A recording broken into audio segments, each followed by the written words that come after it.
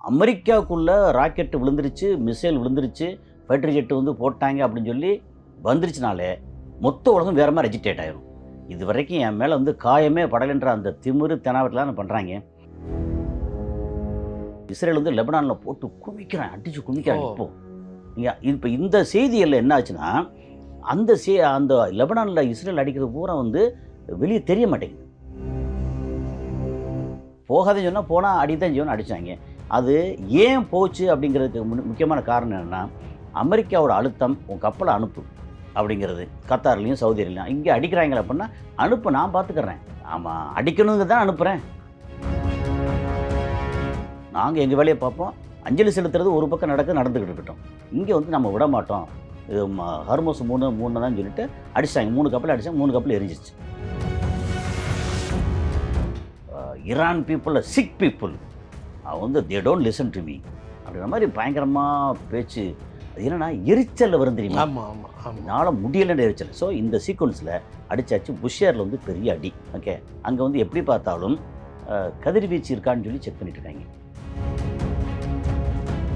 நான் வந்து இந்த இடத்துல நான் ஆயுதம் வச்சுருக்கேன், எல்லாம் வச்சுருக்கேன். ஹர்மோஸ் வந்து க்ளோஸ் பண்ணியிருக்கேன். நம்ம சகோதர நாடு அங்கே லெபனான், அவனை அடிக்கக்கூடாதுன்னு சொல்கிறேன். இஸ்ரேல் அடிச்சுக்கிட்டு இருக்கான். அதை கேட்க நாதி இல்லை. நான் கேட்குறேன், நீங்கள் வந்து உங்கள் கப்பலை அனுப்பாதீங்க, அமைதியாக இருங்க. இல்லை, அவன் அமெரிக்கா சொல்கிறான், நாங்கள் அனுப்புகிறோம் அப்படின்னு அனுப்பிச்சா நான் அடிப்பேன்.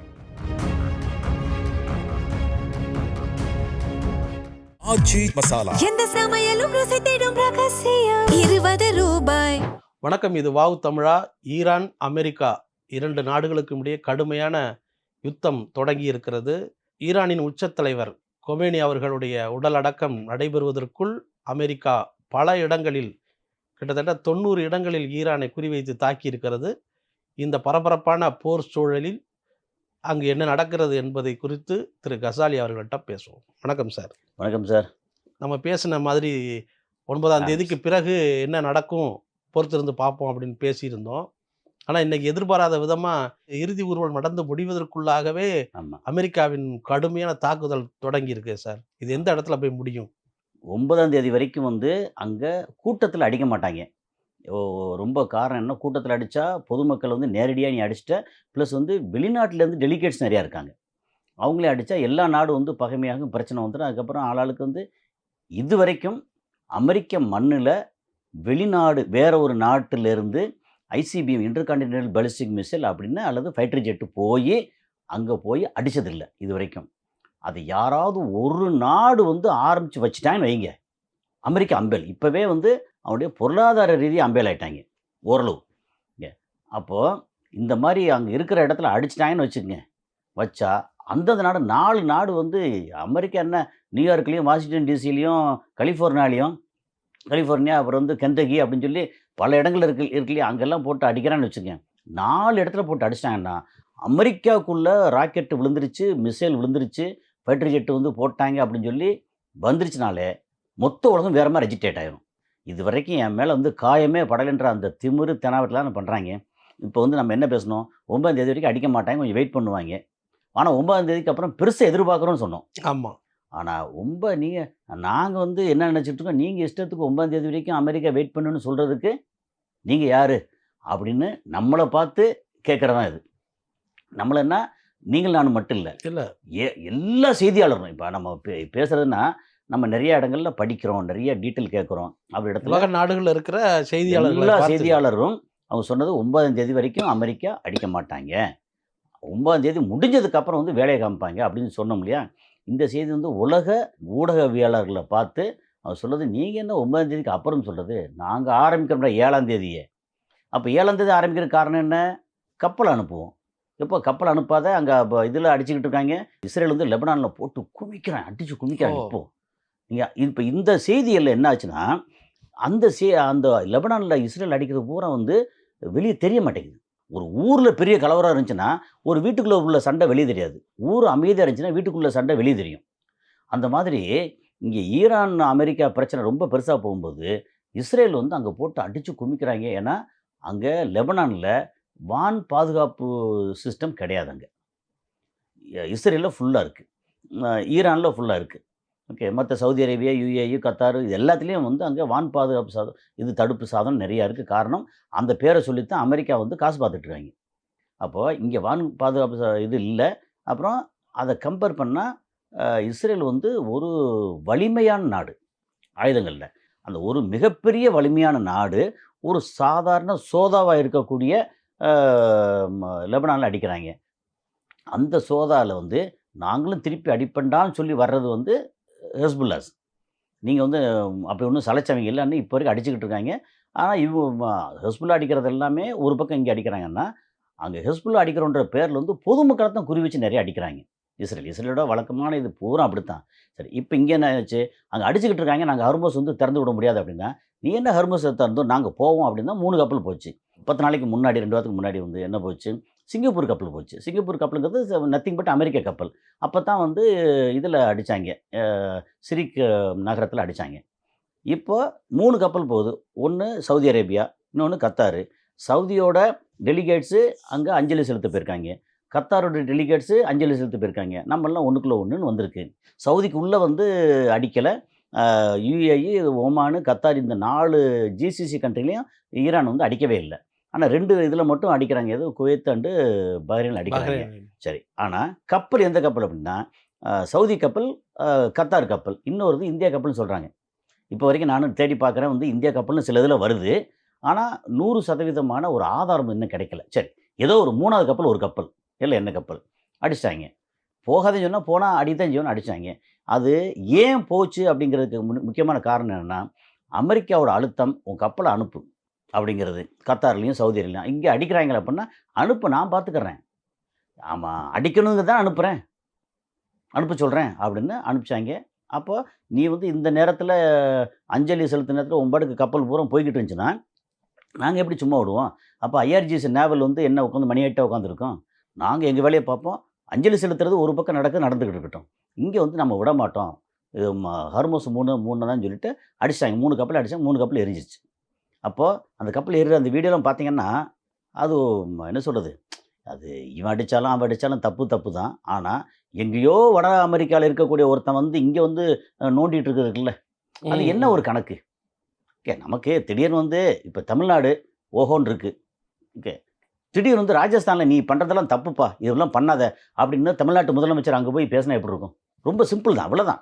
அப்ப என்ன சொன்னாங்க வந்து, நீ உன் வேலைய பார்த்துட்டு போ. நான் வந்து என் மாநிலத்த எப்படி நிர்வாகம் பண்ணணும்னு எனக்கு தெரியும். உன்னோட அளவு லிமிட் வந்து அங்க தான் இருக்கு." "இல்ல.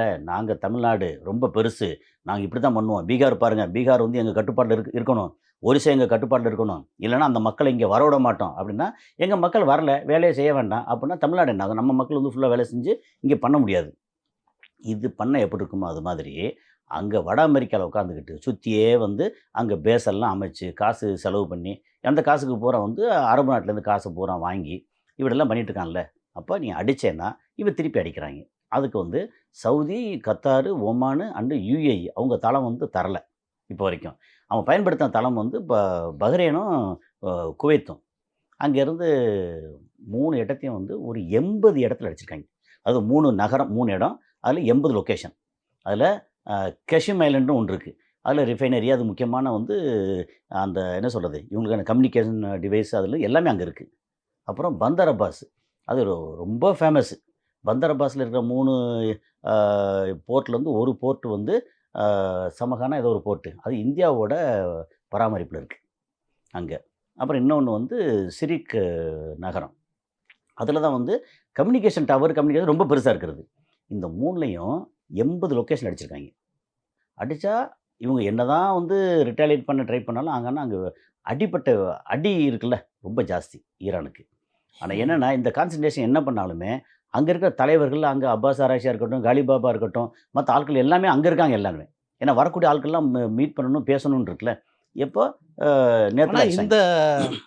இவ்வளவு பெரிய டென்ஷனான நிலைமையில வந்து ம், கலிபாப் வந்து என்ன சொல்றாருன்னா, "நீங்க வந்து நாங்க கடுமையா தாக்குவோம்." ம். அப்படின்னு இந்த போர் சூழலுக்கும், அந்த ஆமா, இறுதி ஊர்வல நிகழ்ச்சிகளுக்கும் பின்னால ஒ அமெரிக்காவுக்கு திடீர்னு ஒரு மெசேஜ் சொல்றாரு. ஆமா. ஏன்னா நீ அடிச்சா நான் வந்து தாக்கத்தான் செய்வோம். ம். அது நீ யாரா வேணா இரு. உங்களுடைய அங்க இருக்கிற இசா பேஸா இருக்கட்டும், அல்லது அல்சலாம் பேஸா இருக்கட்டும், அப்புறம் இன்னும் ஒரு ஃபுஜைல இந்த இவங்க இந்த ஃப்ளீட் 5 இருக்குல்ல, கடற்படை தளம், அங்க இருக்கக்கூடிய ம இந்த தளம் ஏர் பேஸு. எது பஹ்ரைனில். அதை வந்து என்னதான் தடுத்து நிறுத்தினாலும் அடித்து குமிச்சிட்டாங்க அங்கே. இதுக்கப்புறம் வந்து நான் கேள்விப்படுற வரைக்கும், நான் படித்து அங்கே பார்த்து எல்லாம் டீட்டெயில் கலெக்ட் பண்ண வரைக்கும், அமெரிக்கா தன்னோட தளங்களான குவைத்தில் இருக்கிற தளத்தையும், அல்சலாமா இருக்கட்டும், இன்னொன்று ஏர்பேஸு, அப்புறம் இங்கே பஹ்ரைனில் இருக்கக்கூடிய ஃப்ளீட் 5 பேஸாக இருக்கட்டும், அல்லது ஈசான்னு சொல்லி ஒரு பேஸ் இருக்குது, அது ஏர்பேஸ். அதை வந்து இனி பயன்படுத்த முடியாதுன்ற அளவுக்கு டேமேஜ் ஆயிருக்கு. இதுக்கப்புறம் எங்கே பயன்படுத்தணும்? பக்கத்துலேருந்து அடிக்கணும் அப்படின்னா UAE வரணும், அது தாஃப்ரா இது வரணும், கத்தார் வரணும். அங்கே கத்தாரில் வந்து டேமேஜ் ஆன போக மிச்சம் பெரிய இடம் இல்லை, அங்கே வந்து இது அல் உதேதுன்னு சொல்லி ஏர்பேஸ் இருக்குது. அப்போ அங்கேருந்து கிளம்பணும்.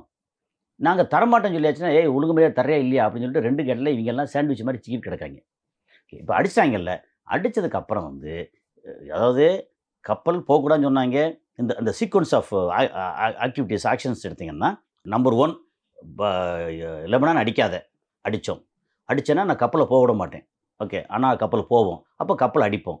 கப்பல் அடித்தா உன் இடத்துல வந்து அமெரிக்கா வந்து இது அடிப்போம். அடித்தா நீ எங்கேருந்து எங்களுக்கு வந்து அட்டாக் பண்ணியோ அந்த தளங்களை வந்து குவைத் அண்டு பஹ்ரைனில் அடித்தோம். அடித்தா திருப்பி அமெரிக்கா என்ன பண்ணிட்டாங்க, புஷேர்னு ஒரு ஏரியா இருக்குது, அது கேள்விப்பட்டிருப்போம். அது எந்த இடத்துல வருது? அது வந்து பந்தர் அப்பாஸுக்கு கொஞ்சம் மேலே, அதாவது மெஜாரிட்டி வந்து ஒரு சவுத்து ஈரான், சவுத் வெஸ்ட்டு அப்படி வச்சுக்கலேன், கிட்டத்தட்ட அந்த இது. அந்த புஷேருங்கிறது எப்படின்னா, ரஷ்யாவோட டெக்னாலஜி அண்டு அங்கே இது இருக்கு இல்லையா, அணு உலை, அது வந்து பெருசாக நடந்துக்கிட்டு இருக்கு, அணு உலை. ஓகே, புஷேருங்கிறது நமக்கு நத்திங் பட் கூடங்குளம். கூடங்குளம் வந்து ரஷ்யாவோட டெக்னாலஜி, ரஷ்யா ஆட்கள் இருப்பாங்க. அது மாதிரி அங்கே ரஷ்யா ஆட்கள் அங்கே இருக்காங்க. அங்கே வந்து அணு உலையில் மின்சாரம் தயாரிக்கப்படுது, அதெல்லாம் நடந்துக்கிட்டு இருக்கு. சரி, அந்த புஷேர் வந்து இப்போ நம்ம பேசிகிட்டு இருக்கோம்ல, இன்றைக்கி அடிச்சிருக்காங்க. அமெரிக்கா என்னென்னா, இவங்க 9 நாள், ஒரு வாரம், 4ஆம் தேதியிலேருந்து 9ஆம் தேதி வரைக்கும் ஒரு வாரம் வந்து மௌனிங் எல்லாம் பண்ணி அஞ்சலி செலுத்தி எல்லா நாட்டுகளும் வந்து 100 நாடுகளுக்கு மேலே வந்து ரொம்ப பெருசாக, நாங்கள் பார்த்தியா எவ்வளோ பெரிய ஆட்கள், எங்களுக்கு நாங்கள் தனி ஆள் இல்லைடா. அதுவே அமெரிக்கா வந்து ஒரு சிமுலேட் பண்ண வாய்ப்பு இருக்குமா? கொஞ்சம் நஞ்சம் இல்லை. அதாவது இவ்வளவு போர் சூழலுக்கு மத்தியில் இத்தனை நாடுகளுடைய ஆதரவை வந்து ஈரான் பெற்றிருக்கு அப்படிங்கிற ஒரு ஒரு இல்லை, இதில் இன்னொரு ஐரணி என்ன தெரியுமில்ல, அவங்க வந்து யூரோப்பியன் கண்ட்ரி இருக்குல்ல, வேறு எதையும் இன்வைட் பண்ணலை. ஒன்லி இப்போ ஸ்பெயின் மட்டும் இன்வைட் பண்ணியிருக்காங்க. இவங்க வந்து ஒருவேளை ஜெர்மனி, ஃப்ரான்ஸு, UK, நெதர்லாந்து அப்படி ஆரம்பித்து டென்மார்க் அப்படின்னு சொல்லி ஒரு 20 நாடுகளை இன்வைட் பண்ணி தான் வச்சுருக்கேன், அவங்களும் வந்திருப்பாங்க. அதுக்கடையில் வந்து இப்போ 6-7 அந்த டைமில் இங்கே நேட்டோ மாநாடு நடந்துச்சு துருக்கியில். அங்கே வச்சு தான் ரொம்ப கண்ணா பின்னான்னு this Iran people sick people, அவங்க வந்து they don't listen to me அப்படின்ற மாதிரி பயங்கரமாக பேச்சு. அது என்னென்னா எரிச்சலில் வரும் தெரியுமா? ஆமாம் ஆமாம் ஆமாம், என்னால் முடியலைன்ற எரிச்சல். ஸோ இந்த சீக்வன்ஸில் அடித்தாச்சு. புஷேரில் வந்து பெரிய அடி. ஓகே, அங்கே வந்து எப்படி பார்த்தாலும் கதிர்வீச்சு இருக்கான்னு சொல்லி செக் பண்ணிட்டு இருக்காங்க. ஓகே, அப்படி இந்த மாதிரி அடித்த உடனே இவர் வந்து காலிபாப் வந்து என்ன சொல்கிறாருன்னா, நாங்கள் NPTயை விட்டு வெளியேறுறோம். இப்போது நீங்கள் இனி ஒரு அட்டாக் நடந்துச்சு அப்படின்னா, அது சொல்லி முடிச்சுன்னா அட்டாக் பண்ணிட்டாங்க.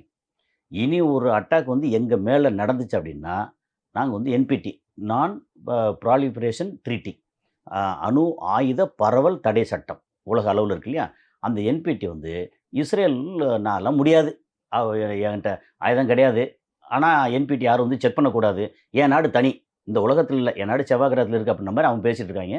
அதை வந்து எதிர்த்து UN வந்து எல்லாம் போட்டு பேசி அவங்க மேலே வந்து தனிமைப்படுத்தணும் அப்படின்னு சொல்லி கொண்டு வந்தால், அதை வந்து வீட்டோ பவரை வச்சு 52 முறை வந்து காப்பாற்றிருக்காங்க அவங்க அமெரிக்கா.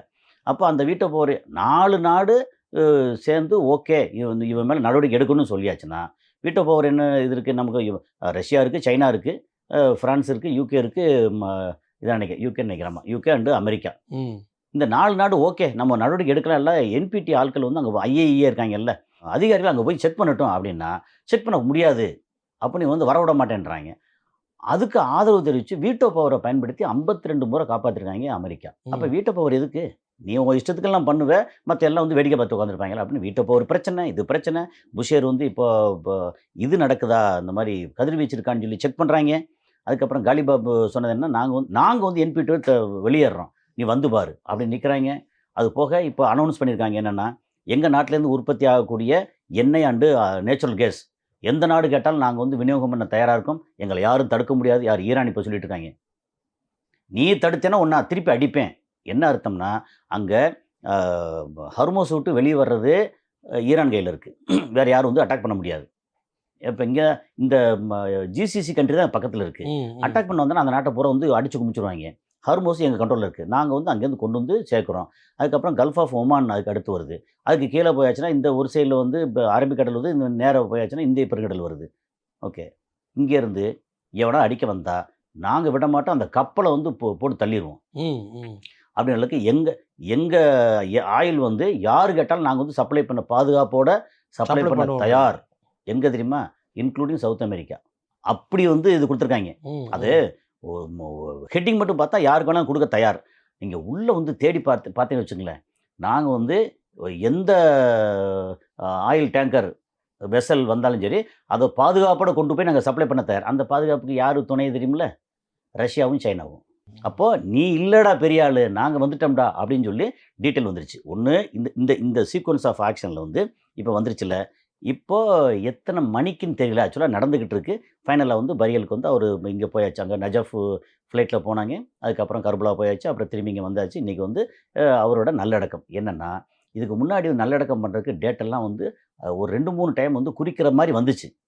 ஆனால் போர் சூழலில் நம்ம வந்து பண்ணக்கூடாது அப்படிங்கிறக்காக வெயிட் பண்ணி 4 மாதம் கழித்து பண்ணாங்க. அதில் வந்து இன்னொரு முக்கியமான விஷயம் என்ன சொன்னாங்கன்னா, இஸ்லாம் முறைப்படி அந்த உடம்புக்குள்ளே வந்து அந்த இதெல்லாம் கெமிக்கல் செலுத்துவாங்கல்ல, எம்ஃபார்மிங் சொல்லுவாங்க. ஆமாம், எம்ஃபார்மிங் வந்து அலோடு இல்லை, பண்ணக்கூடாது. அப்போ எப்படி வந்து வச்சுருக்குது அப்படின்னு அதுக்கு ஒரு தனி டீட்டெயில் இருக்குது. ஏன்னா ரத்தத்தை பூரா வெளியேற்றிட்டு தானே வந்து இதை கெமிக்கல் உள்ளே செலுத்திட்டு அதுக்கப்புறம் வந்து உறைபனியில் எல்லாம் வச்சு எல்லாம் பண்ணுவாங்கல்ல, எம்ஃபார்மிங் வைப்பாங்கல்ல. அந்த எம்ஃபார்மிங் இல்லாமல் அந்த ஒரு மைனஸ் இல்லை 2 டிகிரி 4 டிகிரிக்கு உள்ளே வச்சு அதுக்கப்புறம் வந்து காற்றை பூரா வெளியேற்றி ஆக்சிஜனை பூரா வெளியேற்றி அங்கேருந்து மொத்தத்துக்கு எந்த ஒரு தூசி துரும்பு இல்லாமல் பாக்டீரியா அந்த மாதிரி மைக்ரோ ஆர்கானிசம் இருக்குல்ல, நுண்ணு இருக்குல்ல, அது எதுவும் இல்லாமல் எல்லாத்தையும் வந்து விலக்கி வச்சு எல்லாம் பாதுகாப்பாக வச்சு அப்புறம் இப்போ கொண்டு போகிற இடத்துலையும் வந்து வண்டி இருக்குது. வண்டியில் வந்து உள்ளே வந்து அந்த கஃபின் இருக்குல்ல, அது சுற்றியே வந்து கண்ணாடி எம்டி. கண்ணாடி எம்டினா காற்று இல்லாத அளவுக்கு அந்த இல்லைன்னா வந்து உடனே அழுகி போயிருமே. ஆமாம், அந்த மாதிரி இல்லாமல் ரொம்ப கேர்ஃபுல்லாக பார்த்து பண்ணியிருக்காங்க. இந்த டெக்னாலஜி கொண்டு வந்தவங்க. இப்போ ஆயுதம் இருக்குல்ல, அதில் இப்போ ஆயுதம் வாங்குறதுக்கு எக்கச்சக்கமான காசு வந்துருச்சு. என்ன காரணம்னா கடந்த ஒரு 4 மாதத்துக்குள்ளே ஓகே இவங்க விற்றுருக்க எண்ணெய் இருக்குல்ல, அது வந்து 6 கோடி பேரல். முன்னாடி வந்து தத்தி புத்தி இங்கே ஒரு 10 லட்சம் பேரல், ஒரு 20 லட்சம் பேரல் கொஞ்சம் பண்ணுறோம். இந்தியா கேட்குறாங்களா, இங்கே ஒரு 2 லட்சம் 3 லட்சம் பேரல் கொடுக்குறோம். அப்புறம் கொடுக்கும்போது தெரியாதனமாக கொடுக்குறோம் நிறையா. என்ன ஷேடோ ஃப்ளீட்டு. அப்போ வெளியில் வந்து $50 $60 அப்படி இருக்கும்போது இங்கே வந்து ஒரு $15-20 கம்மி பண்ணி, ஏன்னா திருட்டு பொருள் தானே. ஆமாம். நம்ம வந்து பைக்கை வந்து நேராக கொண்டு போய் சில இடங்களில் புதுப்பேட்டை மாதிரி சொல்லுவாங்கல்ல, அங்கே கொண்டு போய் கொடுத்து என்ன ரேட்டு வாங்குவாங்க. ஆனால் இதே ஷோரூமில் போனால் என்ன ரேட் இருக்கும். அப்போ திருட்டு நகை திருட்டு பைக் அப்படின்ற மாதிரி திருட்டு என்ன புதுப்பேட்டைன்னு சொன்னால் ஒரு உதாரணத்துக்கு சொல்கிறேன். ஓகே, ஏன்னா எல்லாம் ஆகுன்னா புதுப்பேட்டை தான் சொல்லுவாங்க. அது மாதிரி இங்கே வந்து திருட்டு என்ன, அங்கே $55 $60 அப்படின்னா இங்கே வந்து $35-40 வாங்குவாங்க. அப்போ அது வேறு நஷ்டமா? ஒரு பேரலுக்கே வந்து $20 நஷ்டம் அப்படின்னா லட்சம் பேரலுக்கு எவ்வளோ ஆகும்? ஸோ அவ்வளோ நஷ்டம். இப்போ எப்படின்னா ஓப்பன் பண்ணி விட்டாங்கல்ல, அதனால் இப்போ ஓவராலாக பார்த்தீங்கன்னா $90 $95 இருக்குல்ல, மேபி சைனாவுக்கு மட்டும் ஒரு $10-15 கம்மி பண்ணி மற்ற எல்லாத்துக்கும் $95 விற்றா முன்னை விட அமௌண்ட் அதிகமாக வந்துடுச்சு. எல்லாம் சேர்த்து வந்தோடனே காசு எக்கச்சக்கமாக வந்துடுச்சு.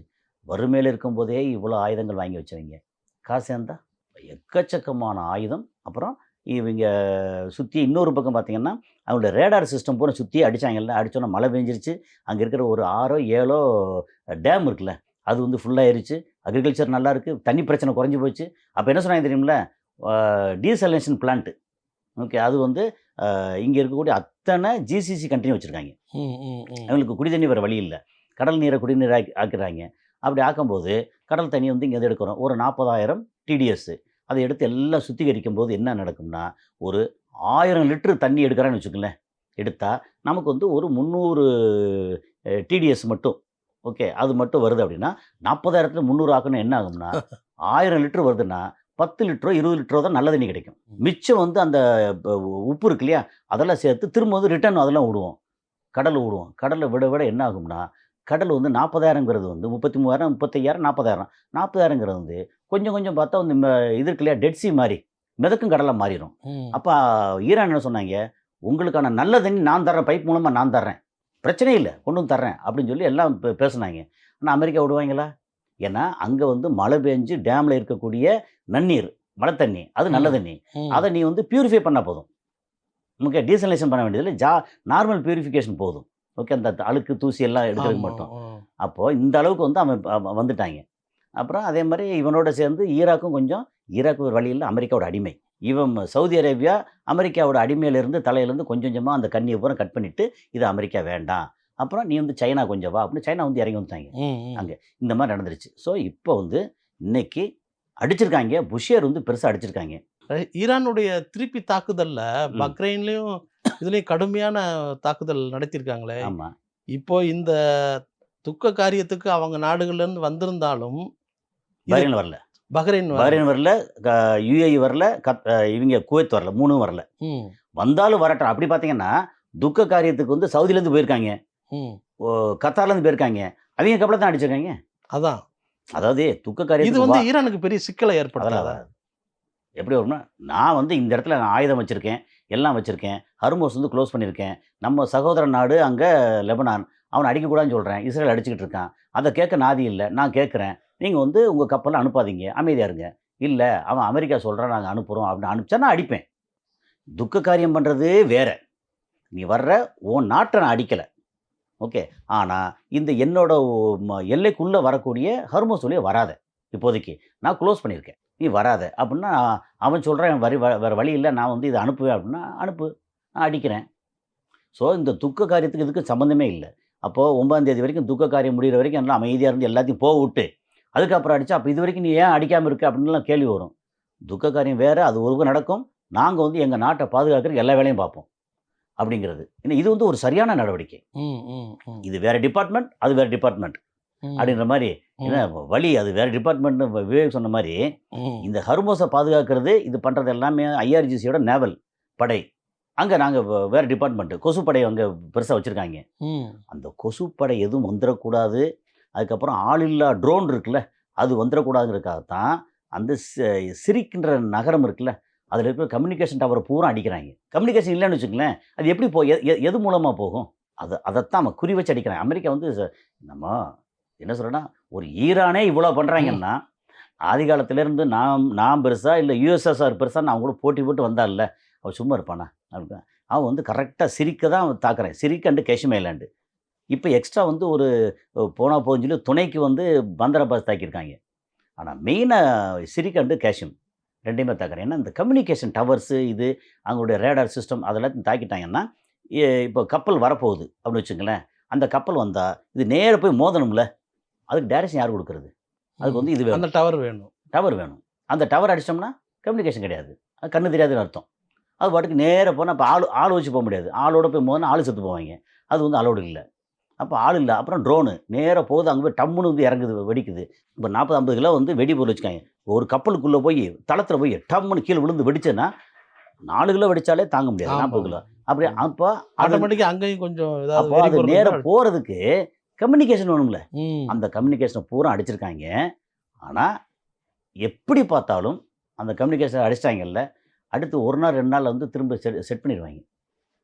எல்லாம் இவங்களுக்கு தேவை என்ன பண்ணியிருக்காங்கன்னா, இவன் என்னென்னலாம் பண்ணுவாங்க அப்படின்னு எல்லாத்தையும் அட்வான்ஸாக வந்து எதிர்பார்த்தே தான் பண்ணிகிட்ருக்காங்க அப்படிங்கிறது தான். ஸோ இப்போ அப்படி இருக்க சூழலில் ஒரு போர் வந்து ஒரு முடிவுக்கு வந்துடலாம்ல? வராது.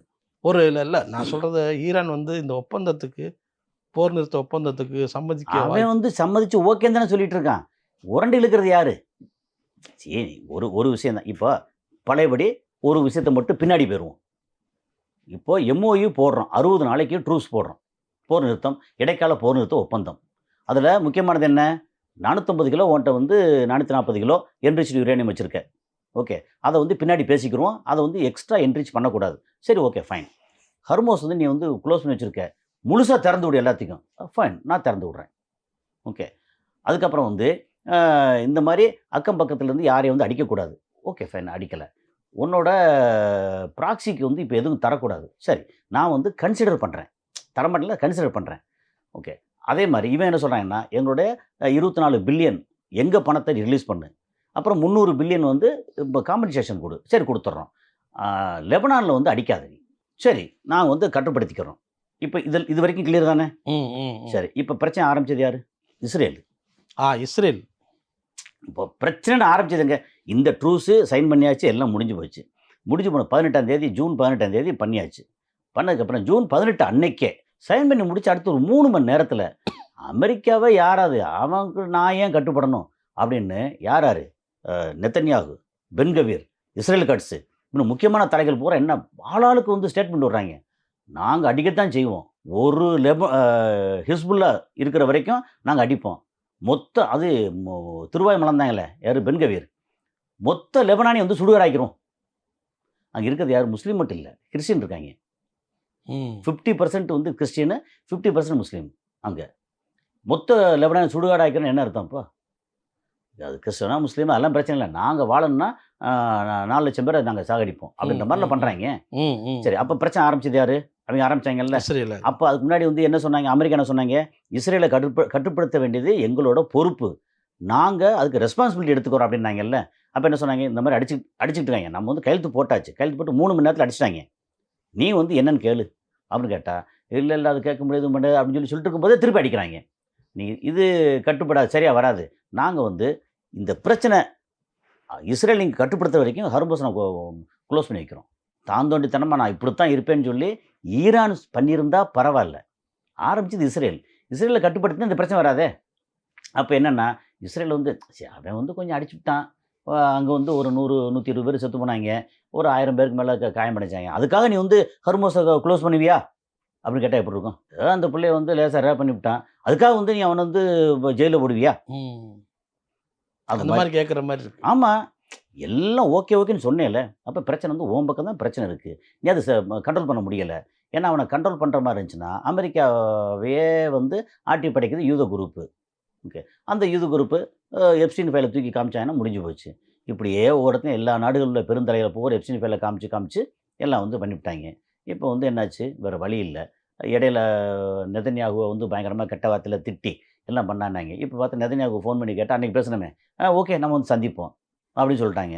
அப்புறம் சந்தித்து பேச வேறு விஷயம், ஃபோனில் பேச முடியாதா? இந்த மாதிரி அடி இது. இப்போ 9ஆம் தேதி ஃபியூனரல் வந்து நிம்மதியாக நடக்கக்கூடாது, பயந்து நடக்கணும் அப்படின்னு சொன்னால், இப்போ அங்கே இருக்கிற மக்கள், அந்த மற்ற நாட்டு தலைவர்கள் டெலிகேட்ஸ் இருக்காங்கல்ல, அவங்க பயந்து தான் இருப்பாங்க. ஆமாம், கண்டிப்பாக பயந்து. அதாவது இந்த மாதிரி இதில் வந்து ஒரு வீடியோ ஒன்று பார்த்தோம், அது ஈரானுடைய அயதுல்லா கமேனியோடைய வீட்டில் வந்து அடித்து தரைமட்டமாக்கப்பட்டிருக்கு அப்படின்னு ஒரு வீடியோ வருது. ஈரானுக்குள்ளே புகுந்தே அமெரிக்காவில் அடிக்க முடிகிறது, இப்போது அடிக்கக்கூடிய வாய்ப்பு இருக்கு இல்லை. முன்னாடி பெருசாக அடித்தாங்க. ஈரானுக்குள்ளே வந்து திருமண பக்கமெல்லாம் சிஇஏ அண்ட் மொசாத் ஏஜெண்டாக இருந்தாங்க. இப்போ இல்லையா? இப்போ இல்லை. நிறைய 40,000 பேருக்கு மேலே பிடிச்சி 30,000 பேருக்கு மேலே தூக்கில் போட்டிருக்காங்க. எப்போ? டிசம்பர்லேருந்து 5-6 மாதத்தில் அவ்வளோ பேரை போட்டிருக்காங்க. அப்போ தான் சொன்னாங்க, ஒருத்தன் வந்து ஒரு 700 பேரை வந்து தூக்கில் போடணும்னா, ஐயோ போட்டுறாத அப்படின்னு. அமெரிக்கா. அதில் முக்கியமான ஆள் யார் அப்படின்னா அமெரிக்கா சம்மந்தப்பட்டவங்க. ஆனால் இந்த ஆட்கள் யார்? எல்லாமே ஈரானியன், பெரும்பாலான ஈரானியன். என் நாட்டு ஆளாக இருந்தால் பரவாயில்ல, எனக்கு எதிராக நீ பண்ண துரோகம் பண்ணால் தூக்கில் போடணும். தூக்கில் 30,000 பேருக்கு மேலே போட்டிருக்காங்க. ஆமாம், இது வந்து வெளியில் பார்த்தா உறுதிப்படுத்தப்படாத தகவல் மாதிரி இருக்கும், ஆனால் நிறைய தகவல் இதில் இருக்குது. 40,000 பேருக்கு, இன்னும் 10,000 15,000 பேர் வந்து இன்னும் ஜெயிலில் இருக்காங்க. இதுக்காகவே துரோகம் பண்ணாங்கிறதுக்காக, எது மொசாடு ஆளுங்கிறதுக்காகவே. மொசாடு சிஐஏ ஆளுன்னு தெரிஞ்சுன்னா உடனே தூக்கி போட்டுறாங்க. அதே மாதிரி M8 M9 அந்த இவங்களோடது, யூகேவோடது, அவங்களோடது இருந்தாங்க. இப்போ வந்து ஐயா நான் இல்லை அப்படின்னு கொஞ்சம் விளையிட்டாங்க. காசு நிறையா கொடுத்து அந்த மக்களே விலைக்கு வாங்கி எல்லாம் பண்ணாங்க. அதில் என்ன பண்ணாலும் முன்ன அளவுக்கு இல்லை. ஆனால் அங்கே ஒன்று இங்கே ஒன்று, இந்த நேரத்துலேயும் கொஞ்சம் பேராசைப்படாத ஆள் இருப்பாங்களா? எப்போ உனக்கு வந்து தனியாக ஒரு தீ வேலையை கொடுத்தனா போய் அங்கே எல்லாம் சொல்லிட்டு வா, அடிச்சு விட்டுவான்னு சொன்னால் அது ஓகேன்னு சொல்லுவாங்க. அப்புறம் வந்த உடனே வா மாப்பிள்ள வா, என்ன பண்ணிட்டா, சரி ஓகே இந்தா அவன் கொள்கிற பிறகு உடனே நான் கொள்கிறேன் அப்படின்னு கொண்டு விடுவாங்க. இது அப்படி தான் எனக்கு அமெரிக்கா வந்து எந்த காலத்தில் சொல்ல வச்சுருக்காங்க. ஸோ அந்த மாதிரி ஒரு விஷயம் அங்கே இப்போ வந்து அங்கே ஈரானுக்கு எதிராக அந்த மக்கள் இல்லை. யாராவது பண்ணால் பொதுமக்களை பிடிச்சி அடித்து கட்டி வச்சு அடிச்சு போடுவாங்க. அந்த மாதிரி இருக்குது. அமெரிக்கா வந்து ஒரு நீண்ட கால போருக்கு தயாராகிருச்சு, அதோடைய தொடக்கம் தான் இது அப்படின்னு சொல்கிறாங்க. இந்த நீண்ட கால போர் நடந்தால் ஈரான் எப்படி தாக்கு பிடிக்கும்னு நினைக்கிறீங்க?